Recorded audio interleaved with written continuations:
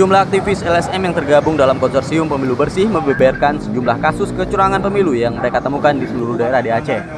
Bukti-bukti kecurangan pemilu yang dilakukan secara terstruktur dan sistematis ini nantinya akan dilaporkan ke Dewan Kehormatan Penyelenggara Pemilu.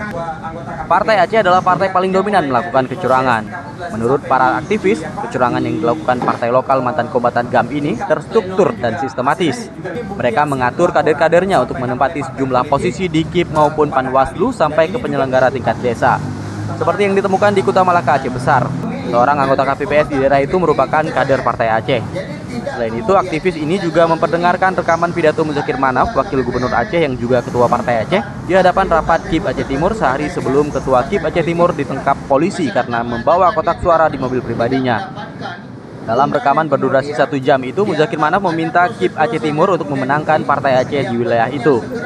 Para aktivis ini mendukung langkah sejumlah partai mendesak pemilu ulang di Aceh. Sebab pelaksanaan pemilu di Aceh curang dan sangat jelas untuk memenangkan Partai Aceh. Juga ada keterlibatan aparatur kampung, khususnya di sini Beci dan Sekdes di kampung juga menjadi tim sukses Partai Aceh dan mengarah masukan masyarakat untuk memilih Partai Aceh.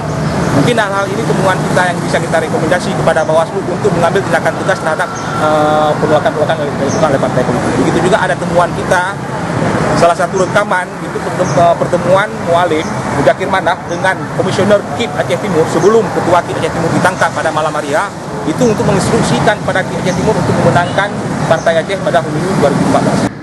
Aktivis konsorsium pemilu bersih Aceh juga mencatat 17 kasus penolakan hasil pleno perhitungan suara oleh partai politik di 16 kabupaten kota di Aceh. Partai paling sedikit menolak hasil perhitungan suara adalah Partai Aceh, Gerindra, dan PKPI.